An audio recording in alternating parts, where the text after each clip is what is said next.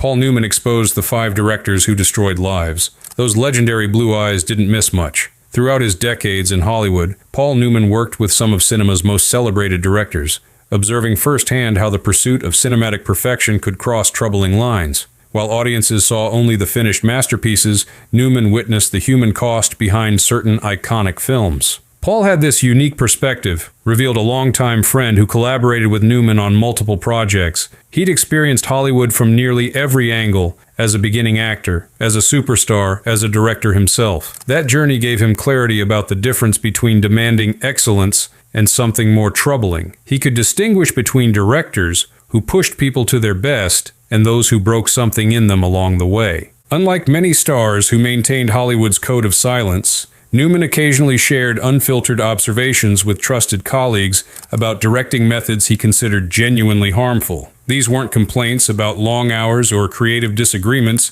but concerns about psychological tactics that left lasting damage on vulnerable performers. Tonight, we reveal the 5 directors who earned places on Newman's private list of filmmakers whose methods crossed ethical lines, the visionaries whose artistic achievements came at a human cost that Newman believed was both unnecessary and indefensible. Let's begin with the filmmaker whose notorious temper and psychological tactics represented exactly the kind of directing approach that Newman found most troubling, someone whose brilliant films were matched by equally memorable accounts of on-set cruelty. Suggested that I should do something. He said, you do whatever you like, you want to be an actor, fine. Otto Preminger, the calculated cruelty. With his distinctive accent and intimidating physical presence, Otto Preminger created groundbreaking films that challenged censorship and explored controversial themes. Behind that artistic courage, however, lay directing methods that Newman considered genuinely harmful, particularly in Preminger's treatment of vulnerable young actresses. Known for his bold filmmaking and his brutal methods, noted a film historian who documented accounts from Preminger's sets. Newman had observed Preminger's approach during his early years in Hollywood and was struck by the director's deliberate use of fear and humiliation as tools to extract performances, tactics that seemed less about artistic necessity than about power and control. Preminger's directing style often involved deliberately provoking emotional reactions through persistent criticism, public humiliation, and psychological pressure, rather than through collaborative artistic guidance. This approach was particularly evident in his treatment of less established performers who lacked the power or experience to protect themselves from his tactics. Preminger was cruel to actors, especially women, confirmed an actress who worked with Preminger and later discussed that experience with Newman. What disturbed Paul was the calculated nature of Preminger's cruelty, how he would deliberately target vulnerabilities, create hostile environments,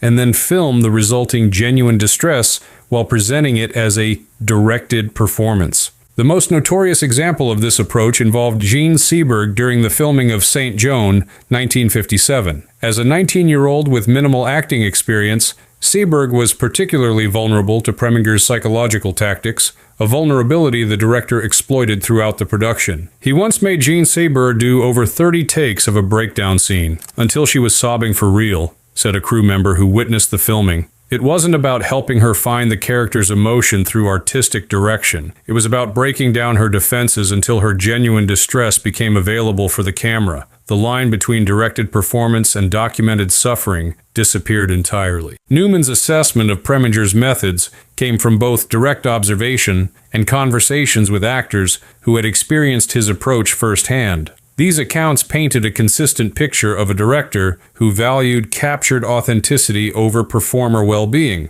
regardless of the long-term consequences. He didn't direct emotion. He tortured people until it broke through, Newman reportedly told a colleague after discussing Preminger with actors from his productions. Paul made an important distinction, the colleague later explained. He understood that directing sometimes requires pushing actors beyond comfort zones. What troubled him about Preminger was that the discomfort wasn't a side effect of the artistic process. It was the actual mechanism. The suffering was the method itself. The consequences of this approach extended beyond the temporary distress of difficult shooting days. For performers like Seberg, the psychological impact of Preminger's methods created lasting damage that affected both their subsequent work and their personal well-being. Seberg never fully recovered, and Preminger never apologized, noted a biographer who documented Seberg's troubled career and eventual tragic death. Newman saw in Seberg's experience a particularly disturbing example of how certain directors' methods could leave lasting trauma that followed performers long after productions ended, creating psychological burdens that some carried for the remainder of their careers and lives. What particularly concerned Newman about Preminger's approach was how it was often defended or dismissed within the industry as necessary for artistic achievement or simply as the cost of working with a genius. This normalization of harmful methods struck Newman as both morally indefensible and artistically unnecessary. Newman believed great performances could emerge from trust rather than terror, explained a director who discussed filmmaking philosophy with Newman. He had witnessed and experienced approaches that created safe environments for emotional vulnerability rather than manufacturing distress through cruelty. For Paul, Preminger represented an approach to directing that caused harm that no artistic achievement could justify. This perspective informed Newman's own directing style and his choices about which directors he would work with throughout his career. He consistently sought collaborators who could achieve artistic excellence without psychological manipulation or deliberate cruelty, demonstrating through his own choices that alternative approaches were both possible and effective. It could be helped, and we worked on the script together. We'd also met a fellow in Hoboken. Elia Kazan, The Professional Betrayal. Elia Kazan presented a unique and complex case in Newman's assessment of troubling directors. Unlike filmmakers whose concerning behavior occurred primarily on set, Kazan's most controversial actions took place in a congressional hearing room, yet had consequences that rippled throughout the industry and destroyed dozens of careers and lives. A directing genius, and Hollywood's greatest betrayer, observed a film scholar who studied both Kazan's artistic contributions and his controversial testimony. Newman's perspective on Kazan was particularly nuanced because he genuinely respected Kazan's artistic brilliance while finding his decision to name names before HUAC morally indefensible, a tension that reflected the industry's broader struggle with Kazan's complex legacy. In 1952, appearing before the House Un-American Activities Committee investigating supposed communist influence in Hollywood, Kazan named 8 of his former colleagues from the group theater as Communist Party members. This testimony provided the committee with credible confirmation from a respected industry figure and led directly to those individuals being blacklisted from working in film, television, or theater. In 1952, Kazan named names before the House Un-American Activities Committee, a move that destroyed dozens of careers, families, and reputations, confirmed a historian who documented the blacklist era. What particularly troubled Newman about Kazan's testimony wasn't just the act itself, but the context. These were colleagues who had trusted Kazan, worked closely with him, and shared the vulnerable early stages of their careers with him. This breach of professional trust represented for Newman a fundamental betrayal of the collaborative relationships that make filmmaking possible. While directing requires authority and decisive leadership, it also depends on performers' willingness to make themselves emotionally vulnerable, a vulnerability that becomes impossible when trust has been fundamentally broken. Newman said he made on the waterfront, and then he made enemies out of everyone who trusted him, recalled a colleague who discussed Kazan with Newman during the controversy surrounding the director's honorary Oscar in 1999. That comment captured Paul's central critique of Kazan, that his artistic achievements, however significant, couldn't be separated from his betrayal of the trust that artistic collaboration requires. The consequences of Kazan's testimony extended far beyond professional setbacks for those he named. Many experienced not just career destruction, but financial ruin, family breakdown, and profound psychological harm that followed them for decades. The ripple effects touched families, creative communities, and the broader cultural environment of American film. Brilliant on set, poison in history, noted a director who discussed Kazan's complex legacy with Newman. Paul understood the artistic contributions Kazan had made to American cinema and theater. What he couldn't reconcile was how those contributions could justify actions that caused such profound and lasting harm to so many people whose only crime had been political beliefs they had already abandoned years earlier. Newman's assessment of Kazan was complicated by his own near miss with the blacklist era. Early in his career, Newman had been mistaken for another actor with similar politics, almost finding himself called before HUAC. This brush with the machinery of political persecution gave him a personal appreciation for the fear and vulnerability experienced by those Kazan named. Newman had seen how quickly careers could be destroyed by mere association or accusation, explained someone familiar with this period of Newman's life. That experience informed his view of Kazan's testimony, understanding that when Kazan provided those names, he wasn't just sharing information, but actively participating in a process designed to punish political thought through economic destruction. What made Kazan's case particularly complex for Newman was the director's attempt to justify his testimony through his art, most notably in On the Waterfront, which many interpret as Kazan's defense of informing. The film's famous "I Could Have Been a Contender" scene and its portrayal of the moral necessity of breaking silence against corruption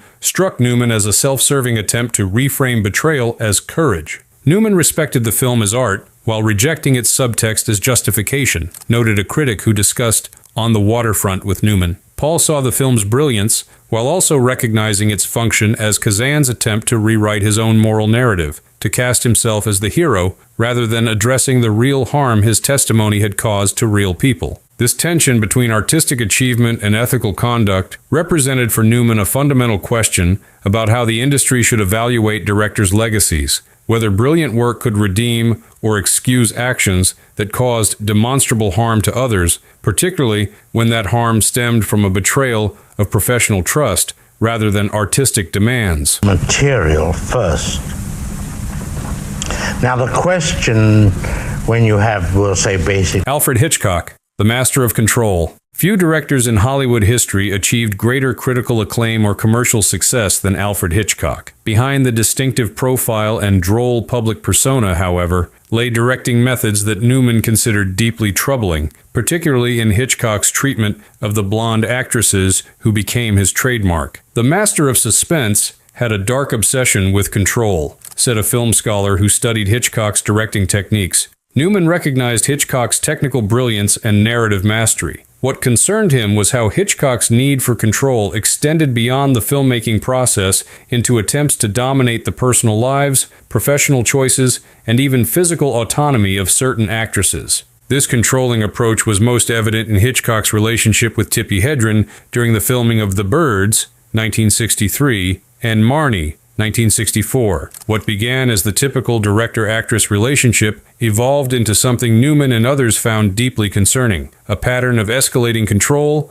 isolation, and eventual retribution when that control was challenged. He tormented Tippi Hedren, throwing live birds at her, isolating her, and allegedly blacklisting her when she refused his advances, confirmed a researcher who documented accounts from Hitchcock's productions. What particularly disturbed Newman about the Hedren situation was how Hitchcock's artistic authority became a vehicle for personal control, how the legitimate need for a director to guide performance transformed into something that looked much more like obsession and punishment. The notorious filming of the attic scene in The Birds exemplified this troubling approach. Rather than using the mechanical or trained birds employed throughout most of the production, Hitchcock insisted on using live birds for the scene's climax, with crew members actually throwing them directly at Hedren take after take, resulting in genuine injuries and trauma that the camera captured as performance. Newman respected Hitchcock's talent, but called him a cold manipulator, recalled a director who discussed Hitchcock's methods with Newman. Paul made an important distinction between directing that elicits authentic emotion through artistic collaboration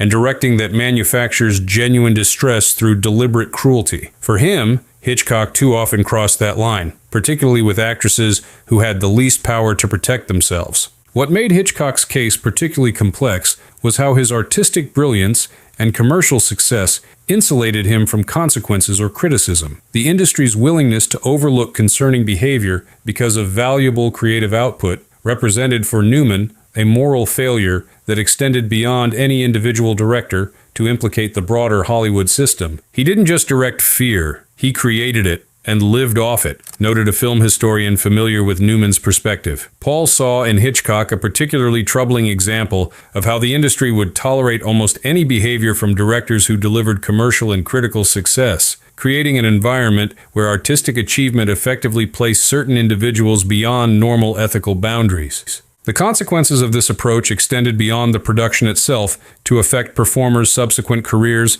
and personal well-being. In Hedren's case, her resistance to Hitchcock's controlling behavior allegedly resulted in him holding her to her contract while refusing to use her in productions and blocking opportunities with other directors, effectively ending a promising career just as it was beginning. Newman saw the Hedren situation as particularly revealing of the power imbalance in Hollywood, explained someone familiar with Newman's thinking. When a director could not only control an actor's experience on set, but potentially end their entire career, if they resisted that control, it created a fundamentally coercive environment that made true consent or collaboration impossible. This perspective informed Newman's own directing philosophy and his choices about which directors he would work with throughout his career. He consistently sought collaborators who achieved their artistic vision through respect and collaboration rather than through fear and domination, demonstrating through his own choices that alternative approaches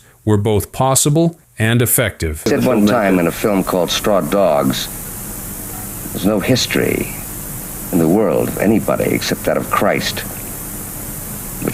Sam Peckinpah, The Volatile Vision. Sam Peckinpah revolutionized American cinema with his innovative approach to depicting violence, particularly in westerns like The Wild Bunch. Behind that revolutionary vision, however, lay a directing process characterized by chaos, volatility, and behavior that Newman considered genuinely harmful to both productions and the people involved in them. A genius of violent cinema and a destructive force off-screen, observed a filmmaker who discussed Peckinpah with Newman. What concerned Paul about Peckinpah wasn't just typical difficult behavior, but the way his personal demons actively disrupted the filmmaking process and created genuinely unsafe environments, not just emotionally, but sometimes physically as well. Peckinpah's struggles with alcohol and emotional volatility created uniquely challenging production environments. Unlike directors whose difficult methods were at least consistent and predictable, Peckinpah's behavior could shift dramatically from day to day, creating an atmosphere of constant uncertainty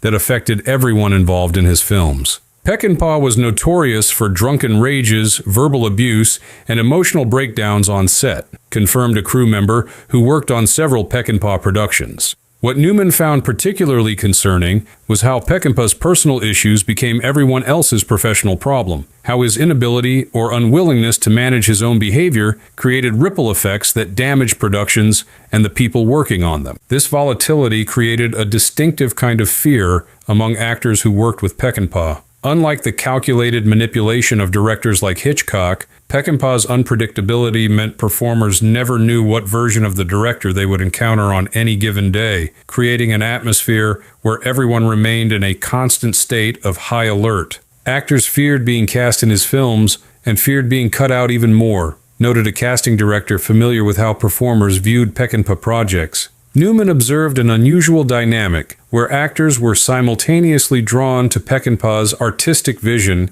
and terrified of the process of realizing it, creating a relationship built on a complex mixture of creative respect and genuine apprehension. Newman's assessment of Peckinpah came primarily through conversations with actors and crew members who had worked with him directly. These accounts painted a consistent picture of someone whose artistic brilliance came packaged with behaviors that created genuine harm, from verbal abuse that crossed into personal cruelty to physical conditions that sometimes placed people at actual risk. Newman said, "He didn't make westerns, he made war zones," recalled a colleague who discussed Peckinpah with Newman. That comment reflected Paul's understanding that Peckinpah didn't just depict chaos on screen, he created it around him during the production process, with real casualties that extended beyond bruised egos to include psychological distress and occasionally physical danger. What complicated the industry's relationship with Peckinpah was the undeniable power of his finished films.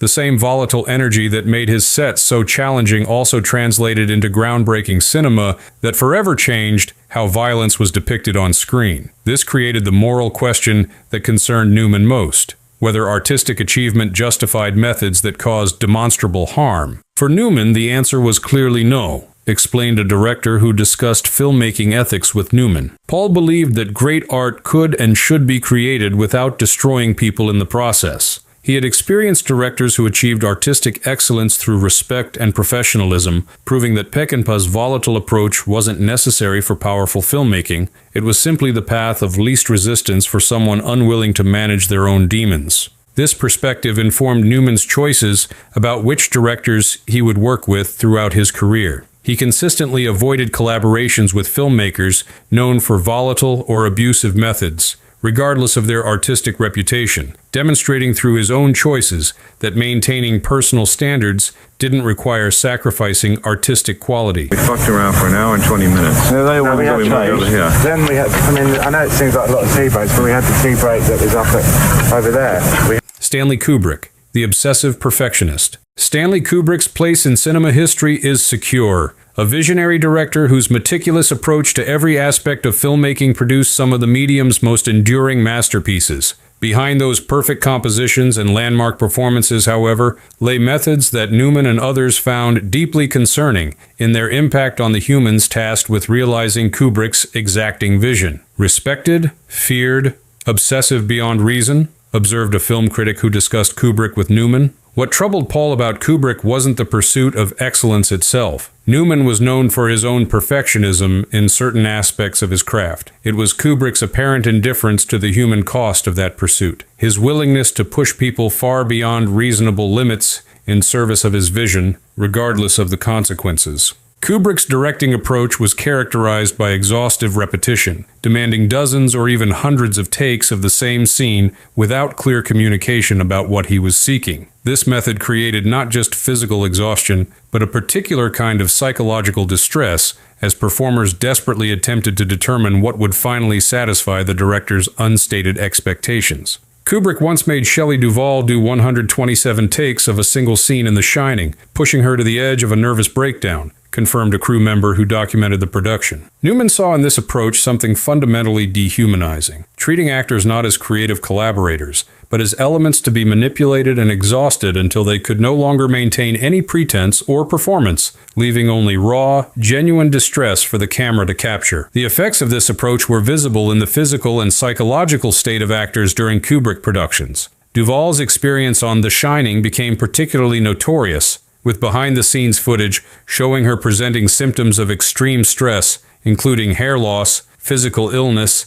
and emotional breakdown, conditions that Kubrick not only accepted, but apparently cultivated as part of his process. He manipulated, isolated, and reshaped people to fit his vision, no matter the cost, said someone familiar with multiple Kubrick productions. What Newman found particularly troubling was Kubrick's tendency to deliberately isolate actors from support systems, create environments of constant uncertainty, and use psychological tactics that appeared designed to manufacture genuine distress rather than guide performance. Newman's assessment of Kubrick was particularly noteworthy because he deliberately chose never to work with the director despite opportunities to do so, a decision that reflected his personal boundaries regarding directing methods he considered ethically indefensible regardless of the artistic results they might produce. Paul Newman never worked with him and said, "That wasn't directing, that was psychological warfare," recalled a colleague familiar with Newman's decision to decline a Kubrick project. This wasn't about artistic disagreement, but about fundamental ethics. Paul's belief that no film,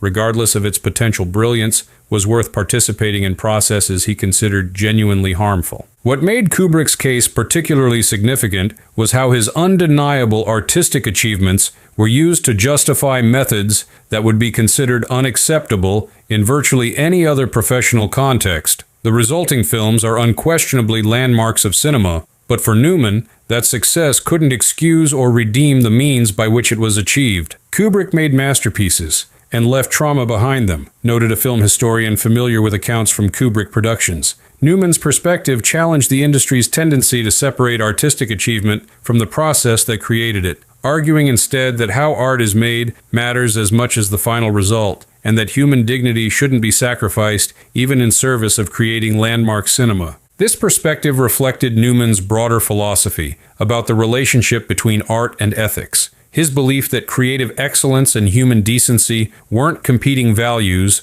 but essential companions. Through his own career choices, Newman demonstrated that artistic integrity included not just the quality of the work, but the integrity of the process that created it. As we consider Newman's assessments of these 5 directors, patterns emerge that reveal much about both the filmmakers themselves and Newman's own values regarding the relationship between art and ethics. Each director represented a different approach to prioritizing vision over humanity. Preminger through calculated cruelty, Kazan through professional betrayal, Hitchcock through controlling manipulation, Peckinpah through volatile unpredictability, and Kubrick through obsessive perfectionism. Newman saw these five as representing different aspects of the same fundamental problem, observed director Sidney Pollack, who worked with Newman on Absence of Malice and discussed directing ethics extensively with him. Paul believed that filmmaking had developed a dangerous mythology, the idea that great art required or justified methods that would be considered abusive in any other context. He rejected that premise entirely. This rejection informed Newman's own approach to acting, directing, and his choices about collaborators throughout his career. As his star power grew and his ability to select projects increased, he consistently chose directors known for achieving excellence through respect and collaboration, rather than through fear and manipulation, demonstrating through his own career that alternative approaches were both possible and effective. Paul's assessments of these troubling directors wasn't just about criticism, but about establishing a counterexample, explained a producer who worked with Newman during the 1980s. He had witnessed approaches to filmmaking that he found ethically indefensible, and he made conscious choices to demonstrate that artistic excellence didn't require abusive methods, that the tortured genius model of directing was a choice rather than a necessity. What gives Newman's perspective particular value isn't just his status within the industry, but his own experience as a director. Having helmed films like Rachel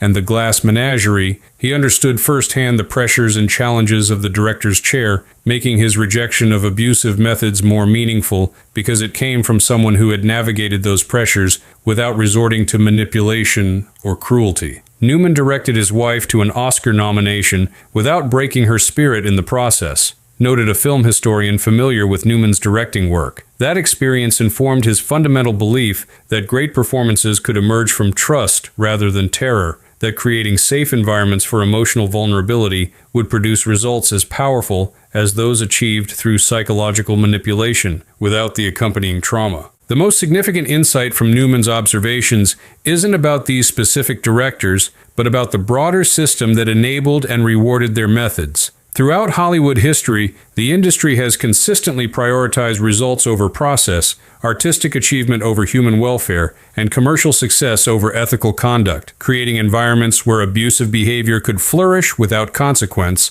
as long as the resulting films generated sufficient acclaim or profit. Newman's critique extended beyond individual directors to the industry that protected them, observed a critic who discussed Hollywood history with Newman. He saw how commercial considerations consistently overrode basic ethical standards, how critical acclaim insulated filmmakers from accountability for their methods, and how these patterns became self-perpetuating as each generation learned from and emulated its predecessors. In examining Newman's perspective on these directors, we gain insight not just into specific historical figures, but into the ongoing challenge of balancing artistic achievement with human dignity, a tension that continues to resonate in contemporary conversations about power, accountability, and the true cost of creating landmark cinema through methods that leave lasting damage on the people involved in its creation. The most powerful aspect of Newman's assessment was his insistence that the end doesn't justify the means, concluded a filmmaker influenced by Newman's example. Paul maintained throughout his career that how art is made matters, that processes that damage people can never be truly justified by the quality of the resulting work, regardless of its artistic or commercial success. That perspective remains as relevant today as it was during the era of these five directors. If you found this exploration illuminating, please take a moment to like this video and subscribe to our channel for more examinations of cinema history. Share your thoughts in the comments about which of these revelations surprised you most